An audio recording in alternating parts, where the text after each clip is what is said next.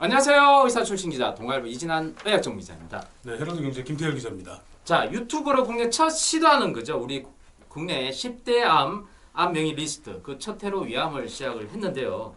우리 저번 시간에 위암 전문가들한테 본인이나 또 가족들에게 위암이 걸렸을 때 믿고 맡길 수 있는 내 몸을 막 믿고 맡길 수 있는 추천해달라고 했습니다. 그래서 5명씩 추천받아 총 60명을 추천받았는데요. 바로 그 중에서 공동 1호 명의로 뽑히신 분이십니다. 바로 세브란스 병원 휴무진 교수님을 저희들이 직접 찾아서 인터뷰를 진행하도록 하겠습니다. 그 이전에 구독과 좋아요 꼭 눌러주시고요. 바로 시작하도록 하겠습니다. 먼저 안녕하세요. 안녕하세요. 네네. 네, 김태균 오랜만입니다. 예, 오랜만입니다. 네네. 먼저 이진한 기자님이 네네. 우리 형우진 교수님 간략한 소개 좀 부탁 좀 드리겠습니다. 여러분, 이분이 바로 휴무진 교수님이신데요. 자, 휴무진 교수님 이렇게 생겼습니다.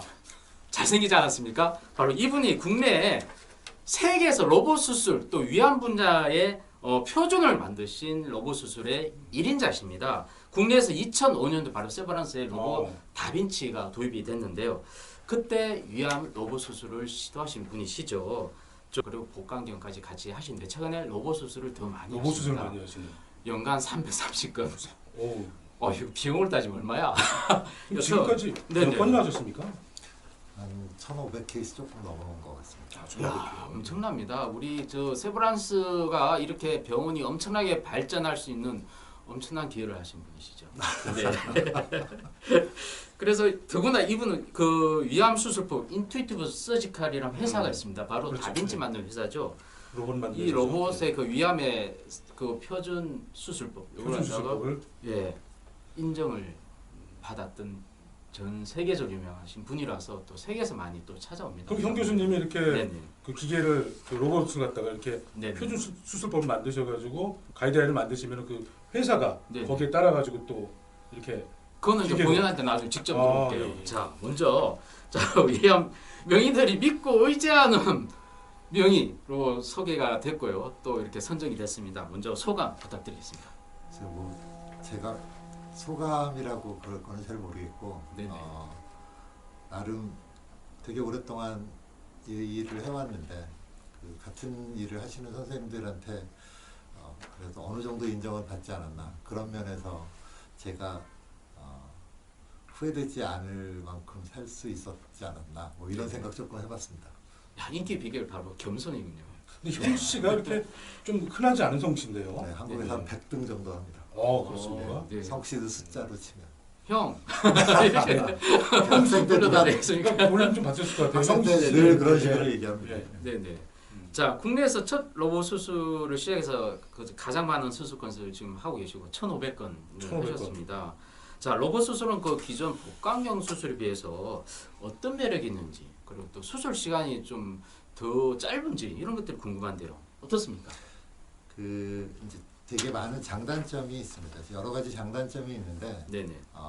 단점은 단 하나인 것 같고요. 그 단점 하나는 비용이 많이 든다라는 복강경 수술에 비해서요. 야, 요즘 뭐 많이 들죠. 예전에 비해서 많이 싸졌습니까? 어떻습니까? 그 비용은 우리나라는 이제 그 비급여라는 제도 때문에 그냥 픽스되어 있는 비용을 지불하게 되어 있죠. 그러니까 수술에 들어가는 도구가 얼만큼 사용되든 뭐 소모품이 얼만큼이든 픽스되어 있는 가격으로 되어 있으니까 환자분들이 내는 돈은 동일한 거고요. 네네. 이제 복강경 수술의 경우는 수술에 사용하는 기구가 많아지면 또 거기에 따라서 비용이 변화할 수 있습니다.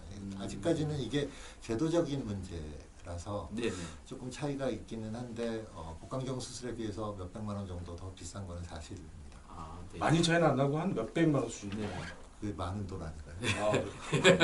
워낙 그 집이 있으셔서. 네. 그 사실 그 어떤 매력이 있습니까? 로봇 수술. 기본적으로 의사들이 복강경으로 할 때보다 수술 더 잘할 수 있게 해줄 수 있는 환경을 줍니다. 그러니까 기구에서도 그렇고 화면도 네네. 그렇고 네네. 그다음에 예를 들면 저는 오른손잡이여서 기구를 주로 오른손 한 손으로 써야만 하는데 네네. 로봇 수술하면 양손을 다 쓸 수 있게 되고요. 음. 또 기구가 복강경 수술은 대부분 다 일자형 기구고 최근에 이제 로봇 기구를 그 따라서 하려고 복강경 기구에 로봇처럼 관절을 만들어서 사용하는 기구들이 네네, 나오기는 그거 봤습니다. 했는데 네네. 그게 실제로 로봇 할 때처럼 편하지 않습니다. 기본적으로 그 시스템 자체가 제가 수술을 더 잘할 수 있는 환경을 저한테 줍니다. 그래서 제가 기존에 복강경 수술할 때 할 수 없었던 부분들을 많이 할 수 있게 해주고요. 그냥 단적으로 얘기하면 이렇게 말씀드리는 게 좋은 표현일지는 잘 모르겠지만 네. 제가 로봇 수술로 하는 거에 그냥 보통 수준의 로봇 수술의 결과나 제가 느끼기에 결과가 제가 복강경 수술 정말로 잘했다, 이건 정말 너무너무 잘했다 싶었을 때보다 훨 낫습니다. 제 개인적인 느낌도 그렇고요. 그래서 네. 제가 만약에 그런 부분들에서 누군가가 저한테 물어보고 뭐 경제적인 거를 고려하지 않는다라면 네. 제가 제일 잘할 수 있는 수술은 로봇 수술. 아, 네. 그 사실 그 좀 경험이 좀 부족한 의사분들도 로봇 수술을 좀 하게 되면 좀 복강경보다는 낫다, 뭐 그런 것도 동의하십니까? 처음에 잘 배워서 네네. 일정 수준 지나야 될 거라고 생각합니다. 그러니까 복강경 수술을 잘하려면 네네. 뭐 우리나라의 외과 선생님들이 워낙 많이 하시기 때문에 잘할 수밖에 없는 환경을 저희가 갖고 있는 것도 사실인데 네네. 제가 복강경 수술을 처음에 2003년도에 했을 때 제가 그때 첫 해에 51명 복강경 수술했는데 네네. 그 51명 수술했을 때 한국에서 제일 많이 했었습니다. 네. 근데 그 해가 지나도 되게 힘들었었고요. 저희끼리 하는 얘기로 하루에 복강경 수술을 2명 할 수 있을까? 그러면 야, 내가 되게 잘하는 걸 거야 라고 얘기를 했었을 때가 있었고요. 네네. 그게 로봇 수술도 초창기에는 똑같았습니다. 근데 지금은 사실은 저 같은 경우는 로봇 수술을 하나 복강경 수술을 하는 수술 시간의 차이가 있는 것도 아니고 한 시간 반, 뭐 2시간 정도. 환자에 따라 다르죠. 뭐 네네. 아주 마른 얇은 환자들 수술하면 지난주에 제가 프랑스랑 라이브 했는데 1시간 걸렸습니다. 오. 로봇 수술했고요. 혹시 완전히 그 봉합까지 포함한 시간입니까? 그것까지 하면 한 1시간 15분 정도 걸렸어요. 아, 네. 오, 대단하십니다. 근데 제가 여쭤보고 싶은 게 네네. 환자에 따라 가지고 이제 복강경 수술을 해야 될 환자, 네네. 뭐 로봇 수술 꼭 해야 될 환자 이렇게 혹시 뭐 이렇게 나눠지는 게 있습니까? 없습니다. 아, 그런 없고요. 거군요. 예. 근데 힘들지만 복강경 수술도 다 할 수 있겠죠. 그런데 이제 아주 어려운 케이스들, 특히 이제 많이 뚱뚱한 환자, 그리고 이제 뚱뚱하면 되게 깊거든요. 예. 저희가 수술을 해야 되는 부위가 많이 깊으니까 저희가 조정을 해서 이렇게 타겟이 되는 데가 멀면 그만큼 더 힘들어질 수밖에 없는데 이제 로봇은 그런 면에서 자유롭게 되고요. 네. 두 번째로는 이제 유착이 되게 많은 환자들. 네. 그래서 이전에 뭐 수술을 했거나 위암 한번 수술 받았던 분 또 위암 수술하거나 이렇게 할 때는 복강경으로 수술해야 된다라고 그러면 사실은 수술하기 전에 많이 심호흡도 하고 준비도 하고 마음의 준비를 해야 되는데 그냥 로봇 수술할 때는 그런 거보다는 좀 심하면 뭐 좀 더 오래 하겠지 이런 식의 정도의 제 마음의 자세가 좀 달라지는 면이 있습니다. 결국은 복강경 수술하고 로봇 수술의 사실 아웃컴은 큰 차이는 없다라고 봐도 됩니까? 일부 이제 결과들에서 그런 것처럼 얘기를 하고 있고 저도 뭐 그런 식으로 한국에서 다기관 연구를 같이 네네. 제가 책임 연구자가 돼서 한 적도 있었는데 최근에 일본에서 나온 결과가 로봇 수술이 복강경 수술에 비해서 합병증이 적다라는 걸로 일본 전체에서 지금 로봇 수술을 하는 위암 수술을 비롯해서 한 8개 정도의 암 수술이 보험을 받아왔습니다. 그렇기 때문에 이제 시간이 지나면 더 좋은 기술이 들어오고 그러면 이전에 할 수 없었던 일들을 하게 되면 조금씩 변화가 생기게 되지요. 근데 이제 그게 눈에 띄는 변화가 생길 거냐 그렇지 않을 거냐의 차이인데 그런 결과는 시간이 지나면 어쩔 수 없이 나타날 거라고 생각을 합니다. 우리나라는 언제쯤 뭐 급여가 될까요? 정책하시는 분들 마음에 그렇죠. 네. 좀 빨리 됐으면 좋겠는데. 두 번째는 문제겠죠. 비용 맞습니다. 문제도 있고요. 거기에는 이제 제가 뭐 의사라서 정확하게 그런 말씀을 드리기는 어렵지만 회사들이 가져가는 포션과 그다음에 이제 정부에서 부담하는 포션 사이에 잘 내고가 되면 될 수 있지 않을까. 기본적으로는 수술 비용이 계속해서 증가해온 건 어쩔 수 없는 사실입니다. 예전에 개복 수술하는 거에 비해서 복강경 수술은 훨씬 더 많이 비쌉니다. 근데 지금은 다 받아들이고 있지요. 네. 근데 거기에 제일 큰 근본적인 그 복강경 수술을 받아들이게 됐던 이유 중에 하나가 병원에 입원하는 기간이 짧다라는 거였는데, 그럼 미국 같은 나라처럼 하루 더 입원하면 3,000불씩 내는 나라에서는 하루가 3,000불의 차이고 이틀이면 6,000불이니까 엄청나게 큰 차이지만, 한국에서는 하루 이틀 더 입원한다고 환자가 부담하는 돈이 많지도 않고 의료보험이 부담하는 돈도 많지 않습니다. 이런 상황에서는 어떤 식의 수술을 하더라도 그 하루가 짧아지거나 이틀이 짧아지거나 뭐 0.5일이 짧아지면, 미국은 1,500불이 될 수 있지만 우리는 0.5일이 짧아지면 몇천 원, 이렇게 네네. 되면 몇만 원짜리 기구 하나 써서 몇천 원을 줄일 수 있다라는 거가 받아들여질 수 없는 경제적인 문제 논리가 들어올 수 있어서, 이런 부분들은 그렇게 쉽게 한 군데의 얘기만으로 적용해서 어떻게 변화를 시키기에는 좀 어려움이 있을 수 있습니다. 알겠습니다. 이 로봇 수술 관련해서 이제 이 정도 질문을 하고 또 중요한 질문 있죠. 네. 뭐 그럼 저희가 이번에 위암 쪽을 일반적으로 한번 알아볼까요? 네, 그 네, 그럽니다. 위암이 제가 알기로는 이제 그 우리나라 20년 전이나 지금이나 네. 한국이나 제일 많이 발병하는 암이고, 네, 네. 또 우리나라 1년에 23만 명이 암에 걸린다는데 3만 명 정도가 위암이라고 알고 있습니다. 공부 많이 하셨네. 예, 네. OECD 국가 중에서도 위암 발생률이 1위라고 알고 있고요. 네. 유독 우리나라 한국인에게 이렇게 위암이 많이 발생하는 이유가 있을까요? 이제 몇 가지 얘기를 하고 있습니다. 하나는 한국이 그 유전적으로 한국 사람들이, 특히 동양 사람들에서 특히 이제 저희 그 우리나라 분들이 유전적으로 좀 더 위암에 걸리기 쉬운 유전적인 백그라운드를 갖고 있을 거다라는 식의 얘기가 있습니다. 명확한 거는 없습니다. 그런데 한국의 젊은 환자들 중에 특히 이제 인환세포암이라고 하는 부분들이 여자 환자에서 많이 생기는데, 그런 비율이 한국이 상대적으로 좀 다른 나라에 비해서 높은 건 있습니다. 와. 특히 젊은 여자 환자들 같은 경우가 네네. 그런데, 그런 부분은 아마도 유전적인 영향이, 특히 이제 그런 경우에 CDH1이라는 그 유전자의 그 변이가 있을 때 가족성 위암의 확률이 높다, 이런 얘기들이 있는데, 그게 약간 그런 쪽하고 관계가 있어서 아직 명확한 건 없지만 네, 네. 아마도 그런 유전적인 문제가 조금 있을 가능성이 있다가 하나고요. 두 번째는 이제 식습관이죠. 식습관. 네. 김치가 우리 몸에 되게 좋은 음식이라고 얘기를 하는데, 네, 네. 또 짠 음식인 것도 어쩔 수가 없어서 위암이 그 동물 실험에서 헬리코박터 감염이 되어 있는 쥐에다가 짠 음식을 많이 먹이면 네, 네. 암이 좀 더 잘 발생하고 빨리 발생하는 실험들이 예전에 있었습니다. 그래서 우리나라의 그 음식이 다른 나라 음식에 비해서 좀 더 소금기가 많은 부분은 위암을 좀 더 잘 생기게 할 가능성이 있지 않나라는 거이고요. 네, 네. 또 그 대신에 하나, 대장암을 또 예방하지 않습니까?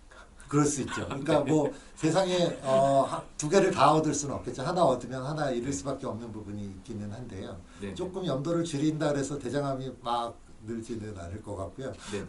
또 어떤 두 번째, 네, 네. 마지막으로는 그 헬리코박터 감염률입니다. 예전에, 지금은 많이 점점 줄고 젊은 세대는 특히 그렇지 않습니다. 그런데 이제 저만 해도 그랬고, 예전에 저희 다 한 가족이 밥상 한 군데 찌개 그릇 하나 놓고 다 같이 먹으면 네, 이제 네. 온 가족이 다 이제 헬리코박터를 갖게 되고, 그래서 한 10년 전에는 한국 사람들에서 헬리코박터 감염되어 있는 확률이 거의 70%, 80% 이렇게 얘기를 했었을 때가 있었으니까요. 네, 네. 그거에 비해서 이제 최근에는 식생활 습관이 많이 바뀌면서 헬리코박터 감염이 주는 거가 아마 최근에 위암 발생률이 조금씩 줄어들어가고 있는 거하고도 영향이 있지 않을까라고 생각을 하고 있습니다. 당이 많이 이제 줄고 있는 추세군요, 최근에. 많이 준다기보다는 많이 줄다가 지금은 조금 이게 또 많이 발견되고. 그 상태로 유지가 되는 네. 거 아닌가라고 생각을 합니다. 늘지는 않는. 네. 예, 늘지는 않는데 네. 한 군데 한 가지 차이는 이제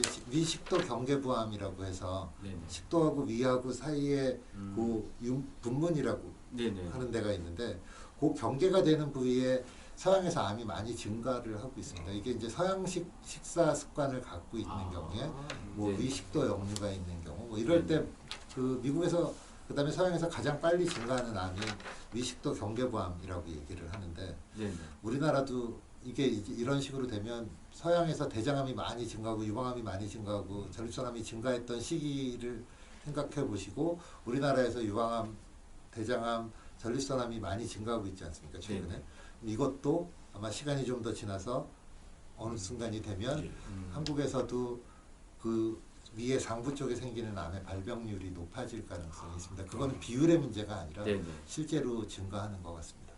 자, 뭐 특별한 지구권에서 뭐 잘생긴다 그런 건 없는 거죠? 어떻습니까? 어떤 지구권? 연령대. 그 네. 연령대는 네네. 제가 강사할 때 논문 쓸 때 우리나라 위암 환자 평균 나이가 50대였습니다. 요즘에 저희 병원의 위암 환자분들의 평균 연령이 60세입니다. 한 20년 정도 시간 동안에 예. 한 10세 정도 평균 나이가 올라갔습니다. 아. 예전에는 저희가 80이 넘으신 분을 수술을 하면 네. 병원에서 큰일을 한 것처럼 생각을 그렇죠. 했었습니다. 요즘에는 저희 전공의들도 80이 넘으신 네네. 분들을 그냥 너무 당연하게 생각하고 네. 90이 넘으신 분을 수술하면 90살이 넘으셨어 이렇게 얘기할 정도니까 많이 차이가 나는 거죠. 그래서 네. 상대적으로 예전에 비해서 연세 많으신 분들이 많은 것도 사실입니다. 네네. 그 1년에 한 300여 건의 수술을 하신다고 그랬는데 결국 아까 환자 얘기도 많이 하셨지만 유양 관련해서 좀 가장 인상 깊었던 환자 케이스라든지 아니면 그 에피소드 그런 게 있으면 혹시 좀 알려주십시오. 제일 그런 거는 제가 지금까지 한 6,000분 정도 수술을 했더라고요. 아유. 네. 6,000명이면 와. 그럼 사단 규모 아닙니까? 예, 곱하기 1,000만. 근데 그 6,000분 정도의 수술을 했는데 네네. 제가 수술한 분 중에 회복하지 못하신 분들도 계시거든요. 제가 보니까 한 0.3% 정도 됩니다. 근데 그런 분들 생각이 제가 이 인터뷰지 보면서 그 생각 제일 많이 했습니다. 제가 그렇게 된 것들 그런 좋지 않은 결과가 혹시 그분이 저 아닌 다른 선생님한테 수술 받으셨으면 괜찮지 않았을까 그런 부분들에 대한 그 고민이 항상 있거든요. 결과가 늘 좋으면 좋은데 그냥 전체적인 평균은 다 좋은 거라고 하지만 그 환자분이나 그 환자분들 가족분들한테는 별로 좋은 일은 분명히 아니어서 네네. 그게 첫 번째이고요. 네네. 그다음에 이제 두 번째로는 제가 복강경 수술을 2003년도 5월달에 처음 했는데 그때 처음 수술 받으신 분이 78이신 연세가 많으신 남자 어르신이셨습니다. 네네. 심장도 안 좋으시고 막 그래서 제가 수술하면서 걱정도 되게 많이 했고 제가 처음으로 해보는 복강경 수술이었는데 그분이 심장도 안 좋으시고 그래서 수술 끝나고 중환자실을 가셨는데 제가 그분 수술 끝나고 다른 수술하고 중환자실을 갔는데 그분이 침대에 앉아서 저보고 손을 흔드셨어요. 그래서 제가 처음에 수술 끝나고 나가면서 저희 전공의한테 나 이거 계속 해야 되면 나 큰일 났다. 나 이거 어떻게 할 수 있을까? 이런 식의 얘기를 했었는데 제가 그분이 그렇게 하시는 걸 보고서 예전 같으면 위암 수술을 하고 환자분이 중환자실에 가셨는데 의사가 아니 중환자실에서 예. 손을 흔드시는 건 뭐 그거 제가 회복할 보고서 만큼 예. 그래서 제가 그때 나 이거 계속 해야 되나 보다. 그런 생각을 정말 했었고요. 다행이다. 예. 네. 오늘의 인기까지. 예, 맞습니다. 그분이 한 88 정도 되셨을 때 돌아가셨었는데 네. 그분은 제가 끝까지 뵀었습니다. 근데 그분이 저한테 항상 이렇게 저는 워낙 그때 어렸으니까 저한테 이렇게 편하게 말씀하시면서 이렇게 되게 많이 인커리지 해주셨던 분이고요. 또 한 분 생각나는 분은 저한테 처음 로봇 수술 받으신 분입니다. 그분은 처음으로 보고. 그분은 2005년도에 받으셨고요. 네. 그분 지금도 저하고 잘 1년에 한 번씩은 제가 뵙는데 네네. 사실은 불안할 수도 있지 않습니까? 그 로봇이라는 느낌도 그렇고 그리고 처음 한다라는 거니까 당신 몇 번 해봤어? 한 번도 해본 적이 없다. 이렇게 얘기를 하고서 해본 거라고는 뭐 미국 가서 동물 실험 몇 번 해보고 그런 거밖에 없을 때였는데 그분이 저를 믿고 그렇게 수술을 받아주셨고 또 사실 요즘에 그때 비디오를 보면 제가 그 비디오를 가지고 강의를 되게 여러 번 했었는데 그 당시에는 되게 수술 잘한 것처럼 보이는데 요즘에 보면 와 저렇게 하고 나와서 그렇게 하는 거 보면 정말 저도 되게 용감했구나 그렇게 생각을 하는데 그분 정말 너무너무 잘 회복해 주셔서 수술 끝나고 아무 문제 없이 집에 가주셔서 제가 그때 너무너무 감사했었고 제가 항상 하는 말이 제가 이렇게 먹고 살 수 있게 해주신 분이라고 제가 얘기했어요. 정말 최근에 저 최신 수술법의 어떤 트렌드 아니면 그 위암 치료의 어떤 트렌드 이런 게 혹시 있는지 좀 알려주십시오. 예전에는 수술을 많이 하시는 분이 수술을 잘하는 거였지요. 네네. 지금도 어쩔 수 없이 그런 부분이 있을 수밖에 없습니다. 사람 손으로 하는 일이니까. 뭐 저희끼리 바보가 아니면 수술 많이 하는데 왜 잘 못하겠냐 이렇게 얘기를 하는데 모든 사람이 다 많이 할 수는 없습니다. 그래서 이제 요즘에는 기술이 발달하면 그 기술이 발달해서 의사들의 술기도 좋아지게 되어 있습니다.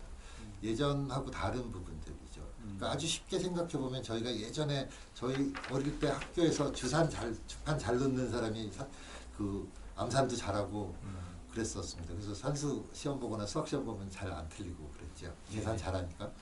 근데 어느 날 전자계산기가 나오니까 뭐 주판을 잘 놓고 안 놓고가 아니라 잘 정확하게 누르기만 하면 정답이 나오는 것처럼 요즘의 수술 기구들이 점점 그런 쪽으로 갑니다. 그래서 예전에는 안 보이는 것도 지금은 볼 수 있고요. 예전에 예를 들면 림프절이나 림프관은 눈에 보이지 않는 해부학적 구조였는데 최근에는 형광물질을 이 주변에다가 놓고 나면 수술하면서 림프절을 볼 수가 있습니다. 안 보이는 거 보면서 할 수 있는 수술이 되니까 보고할 때보다 못 보고 할 때보다 보고 하니까 더 잘할 수밖에 없죠. 그거는 뭐 당연히 그런 부분이 되고요. 기구들도 마찬가지죠. 예전에는 기구가 어떻게 보면 되게 원시적이었죠. 이렇게 얘기하면 좀 그런데 외과 의사 그러면 칼, 뭐 가위 이렇게 생각하지 않습니까? 근데 요즘에 칼, 가위 이런 거 거의 안 씁니다. 수술하면서 거의 안 쓰게 되고 꼬매는 일도 거의 없죠. 요즘 같으면 다 초음파 기구 쓰고 뭐 전기 달려 있는 기구들 쓰고 그렇게 되니까 꼬매는 것도 꼬매지 않고 스테이플러라고 해서 자동봉합기 이런 거 사용하게 됩니다. 그러니까 수술이 누가 하던 차이를 많이 줄여주죠. 그러면서 예전에 잘하던 분들 하는 것만큼을 올려주게 되죠. 그게 아마 새로운 기술들이 얼마나 더 빨리 들어오느냐에 따라서 외과 수술이 더 달라질 거고 위암 수술도 마찬가지로 실력이 나중에 평준화되는 건가요? 왜냐하면 예전에는 이제 아무래도 이제 명의다 그러면은 소위 막 칼잡이 그런 말도 있듯이 손기술을 타고나야 되는.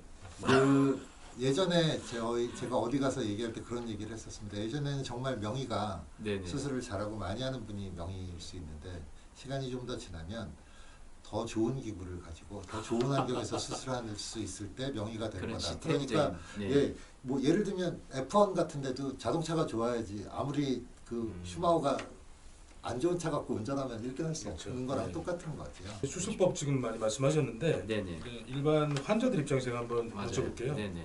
아무래도 일반 환자들이나 일반인들이 좀 가장 궁금해하는 것 중에 하나가 그 위암에 뭐 걸리지 않는 게 최선 아니겠습니까? 그렇죠. 음식이라든가 뭐 생활 습관이라든가 위암을 평소에 좀 예방하거나 이겨내는 방법 같은 게 있다면 혹시 몇 가지 팁 좀 알려주시죠. 김치를 먹지 말아야 되는데 김치를 안 먹을 수 안 먹을 수는 없는데 예방할 수 있으면 제일 좋은데 사실 예방할 수 있는 방법이 없지요. 아주 쉽게 얘기하면 우리나라에서 40세가 넘어가면 2년에 한 번씩 모든 성인을 대상으로 내시경을 그 건강보험에서 해주지 않습니까? 예방할 수 없으니까 그렇게 많은 비용을 들여서라도 그렇게 하는 거지요. 그 부분은 정말로 중요한 부분이 됩니다. 특히 증상이 나타나고 난 다음에 위암의 증상 뭐 이렇게 얘기해서 뭐 소화가 잘 안 된다, 체중이 빠진다, 뭐 속이 쓰리고 뭐 이런 얘기들을 하면 그거는 병이 진행이 되고 난 다음입니다.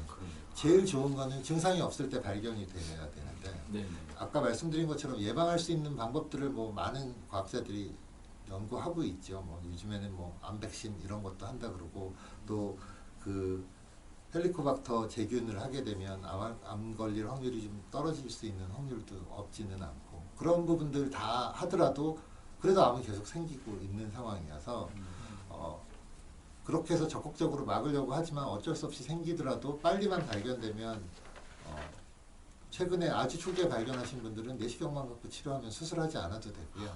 그렇게 내시경으로 치료하면 한번 위에 궤양이 한번 크게 생겼다가 그냥 그거 해결되면 편안하게 일생 사시는 거기 때문에 얼마나 빨리 발견하느냐가 중요하죠. 그래서 건강검진이 정말로 중요하고요. 제가 이런 말씀을 드립니다. 최근에 코로나 때문에 병원을 안 오시면서 좀 진행된 분들이 오는 경우가 좀 많았습니다. 제가 금년 그러니까 2020년도에 한 번 외래에서 어떤 분이 제가 한 10년 넘게 이 복부 진찰을 하면서 위에 암이 만져졌던 경우가 없었는데 만졌던 분이 있었어요. 와, 사실은 그건 정말로 저도 너무 놀랐었는데 네네. 그런 부분들이 이제 그런 분은 병원에 안 오셨고 내시경을 안 하셨기 때문에 그런 게 네네. 확인이 되는 거죠. 그래서 가장 좋은 것 중에 하나는 정기적으로 내시경을 하고 나라에서 2년에 한 번씩 무료로 해주는 내시경을 안 하실 이유는 전혀 없을 것 같습니다. 네네. 야 이게 정상 있으면 일단 좀 많이 늦었다라고 하셨는데 그럼에도 불구하고 한 20%는 또 조기에 또 정상이 있는 경우도 있다고 제가 네. 들었습니다. 그 정상 초기 위암 정상 대표적인 세 가지에서 다섯 가지 좀 부탁합니다. 제일 흔한 거는 이제 속 더부룩하고 소화 잘 안 되고 이러는 부분들이죠. 네네. 그리고 이제 속이 쓰리거나 네네. 뭐 아주 드물게 이제 운이 좋게 연세 많으신 분들이 심장이 안 좋으실 때 최근에 많이 드시는 아스피린 계열의 약을 드시면 궤양이 좀 더 심해지면서 출혈되는 경우가 있습니다.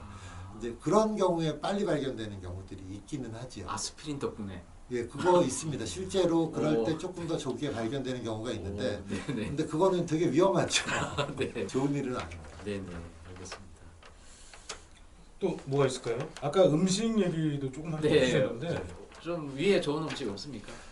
글쎄, 뭐가 더 좋은 음식인지 요즘 모르겠는데, 뭐 TV에서나 뭐 인터넷이나 이런 데서 이렇게 많이 소개도 좀 하고 그러던데 제가 그것 때문에 저희 환자분들하고 되게 많이 싸웁니다. 그런 얘기 듣고 그거대로 하지 마시라고 말씀드리는데, 네. 제일 좋은 거는 골고루 잘 드시는 거고요. 어느 한쪽으로 편향되면 네. 문제가 분명히 오게 돼 있습니다. 아까 저희 뭐 우리나라에서 위암이 주니까 좋은 거다 그랬는데 식생활이 바뀌어서 서양 사람들 많이 생기는 암이 생기지 않습니까? 이렇게 하나 얻으면 하나 잃는 것처럼 똑같이 음식도 어느 한쪽을 많이 하게 되면 한쪽은 안 좋겠죠. 그래서 네네. 가장 좋은 거는 균형 잡힌 식사를 하시는 거이고요. 네. 거기에 뭐 더 좋은 음식, 덜 좋은 음식이라고 얘기하기는 좀 어렵습니다. 이제 각자 개인이 갖고 있는 몸의 상태, 뭐 예를 들어서 신장이 안 좋은 분들이 칼륨이 너무 많은 음식을 드시면 안 되는 거, 뭐 이런 부분들. 네. 그다음에 골다공증인 분들은 뭐 칼슘이 많은 약을 드셔야 식사를 하셔야 되는 거,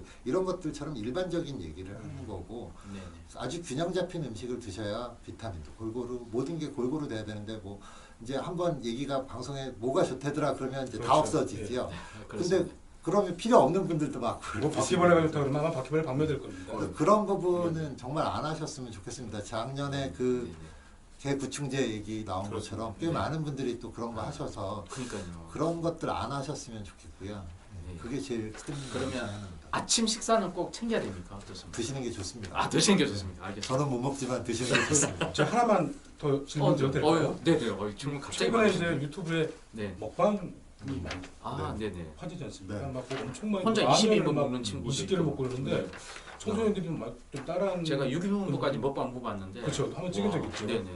많이 먹는 거 이거 좀 좀 어떻습니까? 어떻게- 위암에 아, 상관. 좀 위암하고는 관계가 있을지 모르는데 몇 가지 문제가 될 수 있는 거는 네네. 그렇게 많이 드시면 위가 갑자기 많이 늘어나게 됩니다. 근데 네. 위에 있는 근육들이 탄성을 갖고 있는 건데 네네.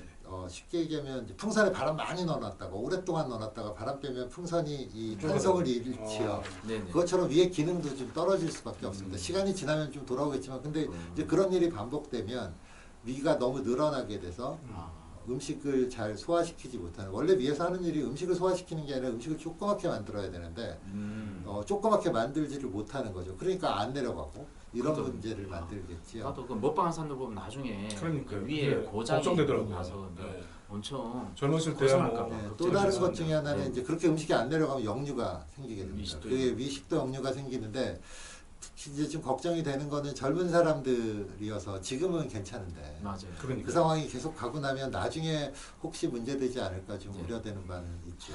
자 마지막으로 저 향후 계획 그다음에 시청자들에게 좀 당부하고 싶은 말 좀 부탁드리겠습니다.